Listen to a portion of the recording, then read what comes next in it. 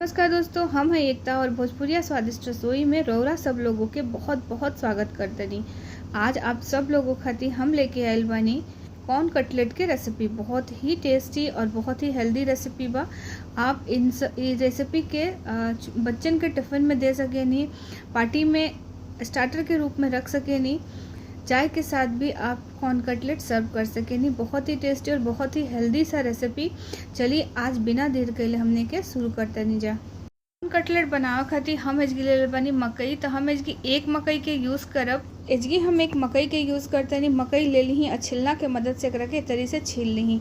अगर आप चाहें तो एकर दाना एक एक अलग करके भी पीस सकेनी, दरदरा पीस करके तैयार कर ली या क्रशर में क्रश कर ली। तो हम एजगी छील लेतनी। छील के बहुत ही इजीली निकल जाई सारा जो अंदर के एकर स्कल्प बना वो दिखाई देवे लगे। स्कल्प के यूज़ नहीं करे के, बस अच्छे तरह से आप एकरा के छील लिए। छील करके एकरा के सेपरेट कर ली एक बाउल में। तो एजगी हमार मकई सारा छील के भ गई बा। अब हम एकरा में कुछ सब्जियां ऐड कर ले। तो सब्जी में हम डाल देतनी गाजर, बारीक काट करके हम इसकी गाजर डाल देतनी। साथ ही में हम एक मीडियम साइज का शिमला मिर्च और एक छोटा सा हम बीटरूट डाल देतनी। अब एक साथ हम डाल देव 3 से 4 हरी मिर्च, थोड़ा सा बारीक कटल हरा धनिया और आधा चम्मच के करीब आप एकरा में डाल दी ही अदरक लहसुन के पेस्ट।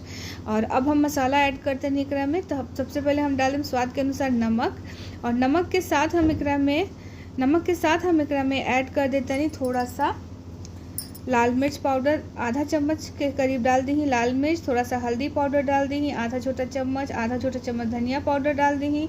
और धनिया पाउडर के साथ बिल्कुल थोड़ा सा गरम मसाला डाली। और एक साथ अब हम एकरा में डाल दें आमचूर पाउडर। तो 1 चम्मच के करीब हम आमचूर पाउडर डाल देतनी। और आमचूर डाल करके अब हम एकरा में बेसन डाल देतनी। तो बेसन के क्वांटिटी हम एजगी 3 चम्मच रख ले बनी। तो बेसन अब थोड़ा सा डाली, पहले हम 3 चम्मच बेसन डाल देनी और एकरा के मिलाई। अगर बाइंडिंग हो जाई तो इतना में ठीक बा, नहीं तो अगर बाइंडिंग ना होई, बंधाई ना, तब हम एकरा में और बेसन डालब। तो सबसे पहले हम बेसन 3 चम्मच डाल करके एकरा के अच्छे से मिक्स कर लेतनी।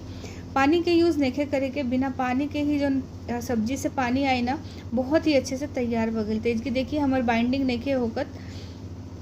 तो अब हम एकरा में और 1 से 2 चम्मच के करीब बेसन डाल दे और फिर एकरा के हम अच्छे से मिला ले।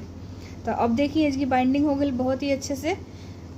अब हाथ में हम लगा लेते नहीं तेल, थोड़ा सा तेल लगाई। तेल लगा के चारों तरफ से हाथ में मिला ली। अब एक छोटा छोटा टिकिया बना ली। तो अगर आप एकरा जगह पे कोई भी शेप देवल चाहे नहीं तो आप दे सके नहीं। हम बस टिकिया के शेप देता नहीं, कटलेट के शेप छोटा सा हम शेप दे करके तैयार कर लेता नहीं। बस यही तरह से सारा टिकिया आप तैयार कर ली हैं। तो इसकी देखिए हमारा सारा टिकिया तैयार हो गया बा। देख सके नहीं आप, सारा टिकिया हम इसकी तैयार कर लेनी। अब हम एकरा के स्टीम करब। तो स्टीम करे खातिर हम इसकी एक पतीला में पानी गरम कर लेते नहीं। 2-3 गिलास के करीब पानी ले ले बनी पतीला में। ऊपर से रख देते नहीं एक छन्नी, और छन्नी में हमरा लगा देवे के बाद तेल, चारों तरफ से फैला के तेल लगा दी ही। और जितना हम कटलेट बनेने बनी सारा कटलेट आप एकरा में डाल दी, बराबर से सेट कर दी। एक बार में 4 से 5 जाई। अब इसकी हम सारा अरेंज कर देले बनी। अब एकरा के हम ढक देता नहीं मीडियम टू स्लो फ्लेम पर 10 मिनट के बाद। अब हम ढक्कन हटाते हैं। देखिए बहुत ही अच्छे से स्टीम हो गए, तैयार हो गए हमारा कॉर्न कटलेट।